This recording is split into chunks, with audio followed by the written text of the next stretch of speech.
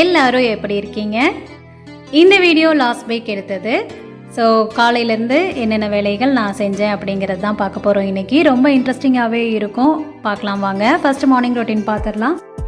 எப்பவும் போல் காலையில் பிரம்ம முகூர்த்த பூஜையை முடிச்சுட்டு கிச்சனுக்கு வந்தாச்சுங்க. இன்றைக்கி என்ன சமையல் அப்படின்ட்டு குயிக்காக பார்த்துடலாம். ஏன்னா இன்ட்ரெஸ்டிங்கான ஒரு பிரேக்ஃபாஸ்ட் இருக்குது. ஸோ அந்த ரெசிபி உங்களோட ஷேர் பண்ணணும் அப்படின்னு நினச்சிட்ருக்கேன். ஏன்னா இது நல்ல டேஸ்ட்டாகவும் இருக்கும், ரொம்ப ஹெல்த்தியும் கூட. கண்டிப்பாக மிஸ் பண்ணாமல் ட்ரை பண்ணி பார்ப்பீங்க அப்படிங்கிற நம்பிக்கையில் இந்த ரெசிபியை போடணும் அப்படிங்கிறதுக்காக அப்படியே மார்னிங் ஒர்க்லேருந்தே ஸ்டார்ட் பண்ணியாச்சு. ஃபஸ்ட்டு லஞ்ச் பாக்ஸுக்கு ரெடி பண்ணிடலாம். லஞ்ச் பாக்ஸுக்கு பார்த்தீங்கன்னா இன்றைக்கி கேரட் சாதம் தான். ஆனால் நான் கொஞ்சம் பீன்ஸும் பொடியாக கட் பண்ணி சேர்த்துக்குவேன். ஏன்னா பொரியல் செய்கிறப்போ பீன்ஸை மட்டும் தனியாக எடுத்து வச்சுருவான், கேரட் மட்டும்தான் சாப்பிடுவான் என் பையன். ஆனால் இந்த மாதிரி கேரட் சாதத்தில் எண்ணெயில் நல்லா கொஞ்சம் வதக்கிட்டு போடுறப்போ எடுத்து வைக்க மாட்டான். அதுவும் பொடியாகவும் நான் கட் பண்ணிடுவேன், அதனால இந்த மாதிரி சேர்த்துக்கிட்டேன். ஸோ இன்றைக்கி கேரட் சாதமும் அது கூட பார்த்தீங்க அப்படின்னா இப்படி ஒரு காம்போவான்னு நினைப்பீங்க, பீர்க்கங்காய் பொரியல் தான். எனக்கு இந்த காம்போ கரெக்டாக இருக்கணும் அப்படின்னு பார்க்குறத விட நல்லதாக இருக்கணும், அதாவது நாட்டுக்காய் கண்டிப்பாக சேர்த்துக்கணும் அப்படிங்கிறதுக்காக நம்ம கேரட், பீன்ஸ், பீட்ரூட், அப்படி காலிஃப்ளவர் அப்படின்னு சேர்த்திக்கிறதுல நிறையவே ஆப்ஷன்ஸ் இருக்குது. குருமா செய்கிறோம், ஃப்ரை பண்ணுறோம் அப்படி இப்படின்ட்டு. ஆனால் நாட்டுக்காய்களை ரொம்ப கம்மியாக தான் சேர்த்துக்கிறோம். அதனால இந்த ரொம்ப காம்போ பர்ஃபெக்டெல்லாம் பார்க்க மாட்டேன். ஏதோ ஒரு காய் கண்டிப்பாக நாட்டுக்காய் செஞ்சு கொடுத்துடணும். அதனால பீர்க்கங்காய் பொரியல் தான் செஞ்சுருந்தேன். ஓகே, அது இருக்கட்டும். பிரேக்ஃபாஸ்ட்டுக்கு வரலாம். பிரேக்ஃபாஸ்ட்டுக்கு வெந்தயக்கீரையில் நீங்கள் வடை செஞ்சுருக்கீங்களா? வெந்தயக்கீரைனாலே கசக்கும்னு நினைக்க வேண்டாம், சூப்பராக இருக்கும். வாங்க எப்படி செய்கிறதுன்னு பார்க்கலாம். வரமிளகா காரத்துக்கு தகுந்த மாதிரி எடுத்துக்கோங்க. சோம்பு 1 ஸ்பூன் எடுத்துக்கோங்க. பட்டை இந்த மாதிரி ஒரு பெரிய துண்டை நல்லா இது பண்ணி எடுத்துக்கோங்க. இந்த சோம்பும் பட்டையும் போடுறப்ப தான் அது வடை சூப்பர் வாசத்தோடு நல்லாயிருக்கும். டைஜஷனுக்காக இஞ்சி, கண்டிப்பாக இஞ்சி சேர்த்துக்கோங்க. ஏன்னா நான் சொல்கிறேன் அதை பின்னாடி. அடுத்தது தேவையான அளவு உப்பு சேர்த்துக்கலாம். அப்புறம் கருவேப்பிலை கொஞ்சமாக சேர்த்துக்கலாம். இதெல்லாம் தான் கூட சேர்த்து அரைக்கக்கூடிய பொருட்கள். இப்போ மெயினான பொருள் வேணும் இல்லையா? இந்த பொருட்களை எல்லாம் ஃபஸ்ட்டு எடுத்து வச்சுக்கோங்க. சோம்பு ஒரு சின்ன ஸ்பூனில் 1 ஸ்பூன் சேர்த்துனா போதும். 4 வரமிளகாய் எடுத்து வச்சுருக்கேன். இப்போது இதை நம்ம எதில் செய்ய போகிறோம் அப்படின்னு பார்த்தீங்கன்னா, நான் எப்போவும் எடுத்துக்கிற ப்ரோட்டீன் தான். சுண்டல், கருப்பு சுண்டல், வெள்ளை சுண்டல், பட்டாணி, ராஜ்மா எல்லாமே பார்த்தீங்கன்னா 2 டேபிள் ஸ்பூன் எடுத்துக்கோங்க. அது கூட ஒரு 1/2 கப் அளவு கடலைப்பருப்பு, நம்ம வடைக்கு சேர்த்துவோம் இல்லையா கடலைப்பருப்பு, 1/4 கப் அளவு துவரம்பருப்பு சேர்த்து நைட்டே ஊற வச்சுக்கோங்க. கடலைப்பருப்பு 1/2 கப்பு, துவரம்பருப்பு 1/4 கப்பு, அதே மாதிரி கருப்பு சுண்டல் 2 டேபிள் ஸ்பூன், வெள்ளை சுண்டல் 2 டேபிள் ஸ்பூன், பட்டாணி 2 table spoon, rajma 2 table spoon. இது எல்லாத்தையுமே நல்லா கழுவிட்டு நைட்டே ஊற வச்சாச்சு. அதே மாதிரி வெந்தயக்கீரை இருக்கு இல்லையா, அதையும் சுத்தம் பண்ணி வச்சாச்சு. இப்போ இதில் தான் நான் பிரேக்ஃபாஸ்ட் செய்ய போகிறேன். அதுக்கு முன்னாடி நம்ம எப்போவும் உளுந்தங்கஞ்சி ரெடி பண்ணணும் காலையில், அதை அப்படியே சைட் பை சைடு செஞ்சாச்சு. பீர்க்கங்காய் பொரியலுக்கும் நம்ம தாளித்து விட்டுடலாம். இந்த பிரேக்ஃபாஸ்ட் பார்த்தீங்க அப்படின்னா ஒயிட் ரைஸே இல்லாமல் செய்கிறோம். ரொம்ப ரொம்ப ஹெல்த்தியாக இருக்கும். அது நம்ம எப்போவுமே பிரேக்ஃபாஸ்ட்டுக்கு ரொம்ப இம்பார்ட்டன்ஸ் கொடுக்கணும். குழந்தைங்க சாப்பிடாம ஸ்கிப் பண்ணிட்டு போகிறாங்க அப்படின்னா இதை நம்ம செஞ்சு கொடுத்து விட்டுருங்க. அங்கேயாவது போய் 11 o'clock ஸ்நாக்ஸ் இருக்கும் இல்லையா, அந்த டைம்லையாவது சாப்பிடட்டும். ஸோ இதை நம்ம அரைச்சி எடுத்துக்கலாம். ஃபஸ்ட்டு நம்ம எடுத்து வச்சுருக்கிற பொருட்களை சேர்த்துட்டு பருப்பு ஊற வச்சுருக்கோம் இல்லையா, அதை நான் 2 டேர்மாக போட்டுக்க போகிறேன். கொஞ்சம் கொஞ்சமாக தண்ணி ஊற்றி இந்த மாதிரி கெட்டியாக அரைச்சி எடுத்துக்கோங்க. ஒன்றும் பதியமாக இருந்தாலும் பரவாயில்ல. இப்போது நம்ம சுத்தம் பண்ணி வச்சுருக்கிற வெந்தயக்கீரையை சேர்த்துக்கலாம். நம்பி செய்யலாம், இதோட கசப்பு வராது. ஸோ இதையும் அரைச்சி எடுத்துக்கோங்க. ஃபைனாகவும் அரைச்சி எடுத்துக்கலாம். இல்லைன்னா 1 பாதியமாக கீரையை அரிஞ்சு போடுவோம் இல்லையா, அந்த மாதிரியும் செய்யலாம். நான் இப்போது நல்லாவே அரைச்சி எடுத்துக்கிட்டேன். இப்போ இது கூட இந்தளவு கெட்டியாக இருக்கணுங்க. இது கூட நம்ம வெங்காயம், பெரிய வெங்காயம்னாலும் சரி, சின்ன வெங்காயம்னாலும் சரி, நல்லா நிறைய சேர்த்துக்கலாம். அதாவது இதை நம்ம வடையாக ஆயிலில் டீப் ஃப்ரையும் பண்ணலாம், இல்லை ஷாலோ ஃப்ரையும் பண்ணலாம். நான் கொஞ்சம் ஹெல்த் கான்சியஸாகவே இருக்கட்டுமே அப்படிங்கிறதுக்காக தோசை டவாவில் சின்ன சின்ன ஊத்தாப்பம் மாதிரி போட்டு எடுக்க போகிறேன். ஹஸ்பண்ட்க்கு ஆயிலில் ஃப்ரை பண்ணுறதெல்லாம் பிடிக்காது, அவர் ரொம்பவே ஹெல்த் கான்சியஸ் அப்படிங்கிறதுனால தோசை டவாலையே போட்டு கொடுத்துட்டா ரொம்ப விரும்பி சாப்பிடுவார் ஆயில் ஃப்ரையை விட. ஸோ இந்த மாதிரி நான் போட்டு எடுத்துக்கலாங்க. இதுவுமே வடை ஸ்மெல்லில் சூப்பர் டேஸ்ட்டாக இருக்கும், கிறிஸ்பியாக நல்லா வரும். இதை இன்னும் சின்ன சின்ன தோசைகளாகவும் ஊற்றி எடுக்கலாம். நீங்கள் வடை சைஸில் தட்டி ஆயில்லையும் ஃப்ரை பண்ணி எடுத்துக்கலாம். இல்லை ஓவன் வச்சுருந்தீங்கனாலும் ஸ்டீக் பண்ணி எடுத்தீங்கனாலும் அதுவும் கிறிஸ்பியாக இருக்கும். ஆனால் மிஸ் பண்ணாமல் கண்டிப்பாக ட்ரை பண்ணி பாருங்கள். குழந்தைங்க கண்டிப்பாக வேண்டான்னு சொல்லாமல் விரும்பி சாப்பிடக்கூடிய ஒரு ப்ரோட்டீன் வடை இது. வெந்தயக்கீரையோட கசப்பே தெரியாது. நீங்கள் வெந்தயக்கீரை ஆட் பண்ணியிருக்கீங்களா அப்படிங்கிறதே யாருனாலையும் கண்டுபிடிக்க முடியாது. ஸோ கண்டிப்பாக ட்ரை பண்ணி பாருங்கள். இப்போ நான் தோசை தவாவில் போட்டிருக்கிறதுனால இதுக்கு நான் ஒரு தேங்காய் சட்னி அரைச்சிக்கிட்டேன். கொஞ்சமாக பொட்டுக்கடலை, தேங்காய், அது கூடவே 2 பச்சை மிளகாய், கொத்தமல்லி தழை, உப்பு சேர்த்து தேங்காய் சட்னி ரெடி பண்ணியாச்சு. இதுக்கு ரொம்ப சூப்பர் காம்போ இது. ஸோ இந்த பிரேக்ஃபாஸ்ட் பார்த்தீங்க அப்படின்னா ரொம்ப ரொம்ப ஹெல்த்தியானது. இதை முளைக்கட்டி வச்சும் நம்ம செய்யலாம்.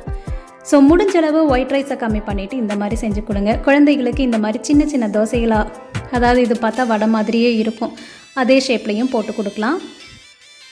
நீங்கள் தோசை தவாவில் போடுறதா இருந்தாலும் போட்டு கொடுங்க, இல்லைன்னா ஆயில் ஃப்ரை பண்ணி கொடுத்தா தான் சாப்பிடுவாங்கன்னாலும் அப்படியும் செஞ்சு கொடுங்க. இப்போது என் பையனுக்கு தான் பேக் பண்ணிகிட்ருக்கேன். அவன் எப்படி கொடுத்தாலும் பெரிய பையன்தான், அதனால் சாப்பிட்டுக்குவான். சரி, கொஞ்சம் இப்படியும் பேக் பண்ணி கொடுத்தா மதியம் சாப்பிட்றதுக்கும் இன்ட்ரெஸ்டிங்காக இருக்கும் இல்லையா? ஈவினிங் கூட இதை ரெடி பண்ணி கொடுக்கலாம். ஆனால் நைட்டுக்கு வேண்டாம், ஏன்னா டைஜஷனுக்கு கொஞ்சம் ஹெவியாக இருக்கும் இல்லையா? அதனால். ஸோ முடிச்சாச்சு, எல்லாத்தையும் அனுப்பியாச்சு. இப்போ பார்த்தீங்க அப்படின்னா நம்மளோட கார்டனில் இன்றைக்கி எல்லா செடிகளுக்கும் உரம் வைக்கணும். ஸோ அதுதான் இன்றைக்கி பார்க்க போகிறோம். ஏன்னா ஒரு சிஸ்டர் கேட்டிருந்தாங்க, உங்களோட ஒவ்வொரு செடிகளையும் காட்டுங்க அப்படின்ட்டு. அப்படி ஒவ்வொரு செடிகளாக காட்டிகிட்டு இருந்தேன்னா உங்களுக்கு ரொம்ப போர் அடிச்சிடும். அதனால் அப்படியே பார்த்துக்கோங்க. ஏன்னா எல்லாத்துக்கும் அது பிடிக்கும்னு சொல்ல முடியாது இல்லையா? அதனால். அதே மாதிரி எப்படி பிளான்ட்ஸுக்கு ஃபர்டிலைஸ் பண்ணுறீங்கன்னு கேட்டிருந்தாங்க. ஃபர்டிலைஸ் பண்ணுறதை பற்றி நான் முதல்ல ஒரு வீடியோ போட்டிருக்கேன், இருந்தாலும் சொல்கிறேன். நீங்கள் எந்த ஃபர்டிலைசர் எடுத்துக்கிட்டாலும், NPK இல்லை DAP, எதுவாக இருந்தாலும் நிறைய இருக்குங்க. ஆன்லைனில் ஆர்கானிக்காகவேவும் கிடைக்கிது, நீங்கள் சர்ச் பண்ணி வாங்கிக்கோங்க. அது கூட நான் எப்பவும் சொல்கிறது தான், இந்த தொழு உரம் இல்லை அப்படின்னா மண்புழு உரம், ஏதோ ஒன்று நம்ம எடுத்துக்கிற உரத்துக்கு 3 மடங்கு அதிகமாக எடுத்துக்கோங்க. எதை? இந்த தொழு உரமோ இல்லை மண்புழு உரமோ அதிகமாக எடுத்து, அது கூட நம்ம எடுத்துருக்கிற ஃபர்டிலைசர் இருக்கும் இல்லையா, NPK, பொட்டாஷு, DAP அப்படின்ட்டு அதை சேர்த்துக்கோங்க. அந்த மாதிரி சேர்த்துட்டு அதை நல்லா மிக்ஸ் பண்ணி ஒரு ஸ்பூன் போதும் பிளான்ட்ஸுக்கு கொடுத்தீங்க அப்படின்னா, அதாவது வாரம் வாரம் கொடுத்தீங்கன்னாலே பிளான்ட்ஸ் நல்லா க்ரோ ஆகும். ஸோ இப்போ அப்படி தான் 10 நாள் ஆகிடுச்சு. ஸோ ஃபர்டிலைசர் கொடுத்துடலாம் அப்படின்ட்டு தான் எல்லா பிளான்ட்ஸுக்கும் கொடுத்துட்ருக்கேன்.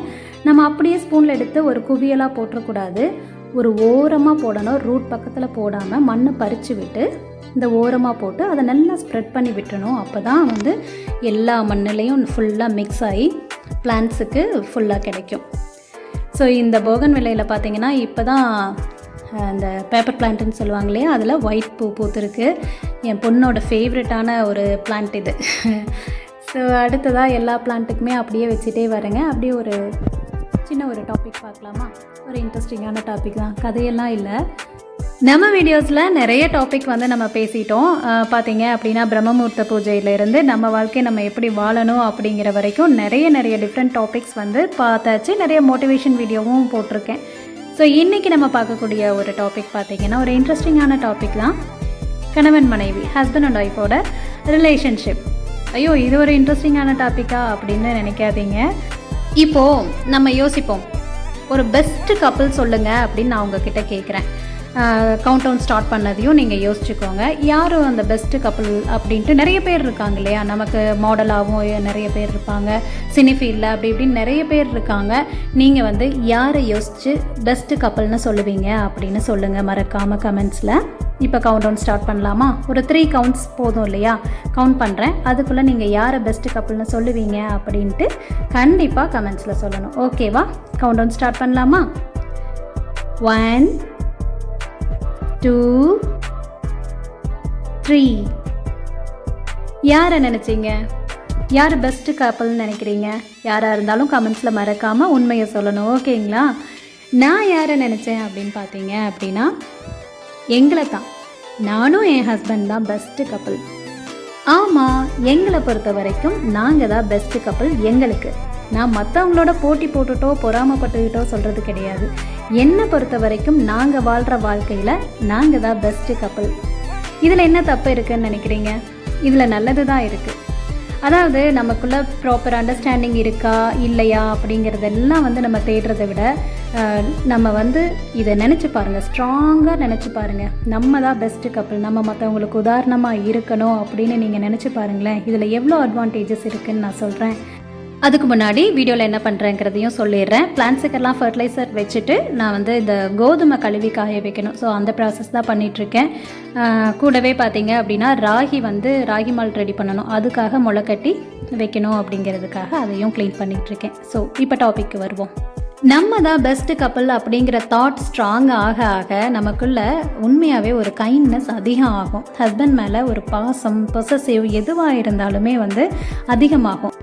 அப்படி அதிகமாகிறப்போ நமக்குள்ள சில நேரங்களில் சண்டைகள் வரும் இல்லைங்களா? சண்டைகள் இல்லாமல் இருக்காது, இருக்கவும் கூடாது. சின்ன சின்ன சண்டைகள் வரணும். அதே மாதிரி அது சின்ன இந்த க்ளவுட்ஸ் பாஸ் ஆகும் இல்லையா, அந்த மாதிரி மேகமூட்டை மாதிரி வந்த ஸ்பீடில் போயிடணும்.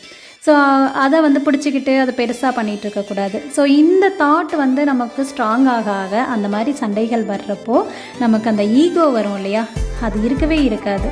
நம்ம பெஸ்ட்டு கப்பலாக இருக்கணும் அப்படின்ட்டு அந்த தாட் மேலே ஓங்க நமக்கு வந்து அந்த கைண்ட்னஸ் வந்து நம்மளை அந்த ஈகோ இல்லாமல் எந்த சண்டைகளாக இருந்தாலும் நம்ம வந்து இறங்கி போகிறதுக்கும் அது ஹெல்ப் பண்ணும். கண்டிப்பாக இதை வந்து நீங்கள் ட்ரை பண்ணி பாருங்கள். இதெல்லாம் சைல்டிஷாக இருக்குப்பா, இதெல்லாம் நடக்குமா அப்படின்னு நீங்கள் நினைக்கலாம். கண்டிப்பாக நீங்கள் இந்த தாட்டை மட்டும் வச்சு பாருங்களேன். நம்ம வந்து மற்றவங்களுக்கு உதாரணமாக இருக்கணும், மற்றவங்க நல்ல கப்புள்ஸ்பா அப்படின்னு சொல்ல மாட்டாங்க, நினைப்பாங்க இல்லையா, அந்த மாதிரி நம்ம நடந்துக்கணும் அப்படின்னு நினச்சிட்டு நீங்கள் வாழ்ந்து பாருங்கள். கண்டிப்பாக அண்டர்ஸ்டாண்டிங் அதிகம் ஆகும், லவ்வும் அதிகமாகும். ஒரு நல்ல பேர் அப்படிங்கிற ஒரு நம்பிக்கை நமக்கு ஃபஸ்ட்டு வரணும். அந்த மாதிரி நடந்துக்கிறப்போ அதை பார்த்து வளர்கிற நம்ம குழந்தைகள் அதுவே மனசில் பதிஞ்சு அவங்களோட வாழ்க்கை, அவங்களோட ஃபேமிலின்னு வர்றப்போ இந்த மாதிரி அட்ஜஸ்ட்மெண்ட் இருக்கும், அண்டர்ஸ்டாண்டிங் இருக்கும். ஸோ ரொம்ப லவபிளாக வாழுவாங்க. நம்ம தான் பெஸ்ட்டு கப்புள் அப்படிங்கிற ஒரு தாட் நம்ம மனசுக்குள்ளே வந்துட்டாலே நமக்குள்ளே நிறைய அட்ஜஸ்ட்மெண்ட் இருக்கும், நிறைய வந்து விட்டு கொடுத்தல், புரிதல் அப்படிங்கிறது நிறைய நடக்குங்க. கண்டிப்பாக இதை நீங்கள் வந்து ஃபாலோ பண்ணி பாருங்கள். யாரையுமே வந்து ரோல் மாடலாக எடுத்துக்க வேண்டாம். நமக்கு நம்ம தான் பெஸ்ட் அப்படின்னு நினச்சிக்கிட்டு சின்ன சின்ன சாக்ரிஃபைஸ் பண்ணாலே போதும், ஃபேமிலி சூப்பராக இருக்கும். அதுக்காக உயிரையே கொடுத்து சாக்ரிஃபைஸ் பண்ணுங்கன்னெலாம் நான் சொல்ல வரல. நிறைய பேர்த்த பார்த்து நம்ம ஆச்சரியமாச்சா எவ்வளோ நல்ல கப்பல் அப்படின்னு மற்றவங்கள தான் நம்ம உதாரணமாக எடுத்துக்கிறோம் இல்லையா? ஏன் நம்ம வாழ முடியாதா என்ன? அந்த மாதிரி இன்னொரு கப்பல்ஸை பார்த்து எவ்வளோ சூப்பர் கப்பல்னு சொல்கிறோம் அப்படின்னாலே அவங்களுக்குள்ள என்ன பெஸ்ட்டாக இருக்கும்? 2 பேரும் ரொம்ப லவபிளாக இருப்பாங்க. ஸோ அந்த மாதிரி நம்ம இருக்க முடியாதா? நல்ல அண்டர்ஸ்டாண்டிங்கோடு இருப்பாங்க. நம்மளும் ட்ரை பண்ணணும். ஸோ இந்த மாதிரி சின்ன சின்ன சாக்ரிஃபைஸ் நம்ம பண்ணணும் அப்படின்னா தான் ஹஸ்பண்ட் அண்ட் ஒய்ஃப் ரிலேஷன்ஷிப் அப்படிங்கிறது எது கூடயுமே கம்பேர் பண்ண முடியாத ஒரு விஷயங்க. ஏன்னா குழந்தைங்க வர்றாங்க அப்படின்னா குழந்தைங்க வளர்ந்து அவங்க ஃபேமிலின்னு தனியாக போயிடுவாங்க. அதே மாதிரி தான் ஃப்ரெண்ட்ஸ் ஆகட்டும் இல்லை ரிலேஷன்ஷிப் ஆகட்டும், எல்லாமே ஒரு ஸ்டேஜில் கொஞ்சம் டிஸ்டன்ஸ் தான்.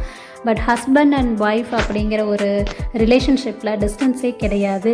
நம்மளோட வாழ்நாள் முழுவதுமே கடைசி எண்டிங் வரைக்கும் வர்றது நம்மளோட ஹஸ்பண்ட் இல்லைன்னா ஒய்ஃப், அப்படி தான் இல்லையா? அப்பேற்பட்ட ஒரு ஸ்ட்ராங்கான ரிலேஷன்ஷிப்பை நம்ம எப்படி வச்சுருக்கணும் இல்லையா? அதுக்கான ஒரு சின்ன டிப் தான். நம்ம தாட் வந்து எப்போவுமே நம்ம தான் பெஸ்ட்டு கப்பல் அப்படிங்கிற ஒரு ஸ்ட்ராங்கான ஒரு எண்ணம் மட்டும் இருந்தாலே போதும், சூப்பராக வாழ்ந்துடலாம். ஏன்னா நிறைய சாக்ரிஃபைஸ், நிறைய அட்ஜஸ்ட்மெண்ட் இதில் தன்னை போல் வரும். ஓகேங்க, சரி. இப்போ கோதுமையை நல்லா கழுவி காய வச்சாச்சு. இது வந்து மாவு அரைக்கிறதுக்கு தான். அதே மாதிரி ராகி பார்த்தீங்க அப்படின்னா முதல்ல க்ளீன் பண்ணிட்டேன். இப்போ தண்ணியில் நல்லா கழுவி எடுத்துகிட்டு இதை வந்து ஸ்ப்ரவுட்ஸாக ரெடி பண்ணணும். இந்த ராகி ஸ்ப்ரவுட்ஸ் ரெடி பண்ணுறதுக்கு நல்லா கழுவிட்டு தண்ணியை வடிச்சிடுங்க. தண்ணியை வடிச்சிட்டு ஒரு காட்டன் துணியில் போட்டுக்கோங்க. போட்டுட்டு நல்லா குவியலாக வச்சு கட்ட வேண்டாம், கொஞ்சம் நல்லா ஸ்ப்ரெட் பண்ணி விட்டு அகலமான பாத்திரத்தில் நல்லா ஸ்ப்ரெட் பண்ணி விட்டு வச்சுருந்தோம் அப்படின்னா ஈஸியாக ஸ்ப்ரவுட்ஸ் ரெடி ஆகிடும். இல்லைன்னா ஓரங்கள் மட்டும் சீக்கிரம் ஸ்ப்ரவுட்ஸ் வந்துடுமே தவிர அந்த துணிக்குள்ளே இருக்கிற சென்டர் பகுதியில் இருக்கிற ராகி வந்து ஸ்ப்ரவுட்ஸ் ரெடி ஆகிறதுக்கு கொஞ்சம் டைம் எடுத்துக்கும். ஸோ இது வந்து 2 நாளில் ஸ்ப்ரவுட்ஸ் ரெடி ஆனதுக்கு அப்புறமா நல்லா காய வச்சு அதை வறுத்து அது கூடவே பாதாம், முந்திரி நல்லா வறுத்தெடுத்து ஏலக்காயும் சேர்த்து அரைச்சி எடுத்துக்கலாம். அரைச்சதுக்கப்புறமா கொஞ்சமாக கொக்கோ பவுடர் சேர்த்துக்கோங்க. குழந்தைங்க அந்த வாசத்துலேயே குடிச்சிருவாங்க, அதுக்காக கொக்கோ பவுடர் ஆட் பண்ணுறோம். அப்புறம் பார்த்தீங்கன்னா நம்ம ஹார்லிக்ஸ், பூஸ்ட் எல்லாம் போடுற மாதிரி இன்ஸ்டண்ட்டாக பாலில் ஆற்றி நாட்டு சக்கரை சேர்த்து குடிச்சிக்கலாம். சூப்பராக இருக்கும். ஓகே, வீடியோவோட எண்டுக்கு வந்துட்டோம். காஞ்ச துணிகளை எடுத்துகிட்டு வந்து இனி மடித்து வச்சோம் அப்படின்னா வேலைகள் முடிஞ்சிச்சுங்க. இன்றைக்கி நம்ம பேசின டாபிக் பார்த்தீங்க அப்படின்னா இன்ட்ரெஸ்டிங்காக இருந்துச்சா இல்லை உங்களுக்கு வந்து பிடிச்சிருந்துச்சா இல்லையா அப்படிங்கிறத விட கண்டிப்பாக நீங்கள் இதை ஃபாலோ பண்ணி பாருங்கள். ரொம்ப ரொம்ப டிஃப்ரென்ஸ் வந்து உங்களுக்குள்ளேயே நீங்கள் ஃபீல் பண்ணுவீங்க. ஸோ பிடிச்சிருந்துச்சு அப்படின்னா மறக்காமல் லைக் பண்ணுங்கள். லைக் பண்ணிவிட்டு கமெண்ட்ஸில் ஹைப்னு ஒரு ஆப்ஷன் இருக்கும், அதை ப்ரெஸ் பண்ணிங்க அப்படின்னா கீழே பாயிண்ட்ஸ் காட்டும், அதையும் ப்ரெஸ் பண்ணிட்டீங்கன்னா எனக்கு கொஞ்சம் பாயிண்ட்ஸ் கிடைக்கும். ஸோ வீடியோ ரெக்கமெண்டேஷனுக்கு போகிறதுக்கு வாய்ப்பு கிடைக்கும். அப்படியே உங்களோட ஃப்ரெண்ட்ஸ் ரிலேஷன்ஸ்க்கெல்லாம் இந்த வீடியோவை ஷேர் பண்ணுங்கள். சப்ஸ்கிரைப் பண்ணாமல் பார்க்குற நம்மளோட நியூ ஃப்ரெண்ட்ஸ் சப்ஸ்கிரைப் பண்ணி பக்கத்தில் இருக்கிற பெல் பட்டனையும் ப்ரெஸ் பண்ணி வச்சுக்கோங்க. அடுத்ததாக உங்களோட மோட்டிவேஷனான கமெண்ட்ஸ் தான் எனக்கு ரொம்ப ரொம்ப தேவை. அதனால் கமெண்ட் பண்ண மறந்துடாதீங்க. அடுத்த ஒரு வீடியோவில் பார்க்கலாம். பாய்.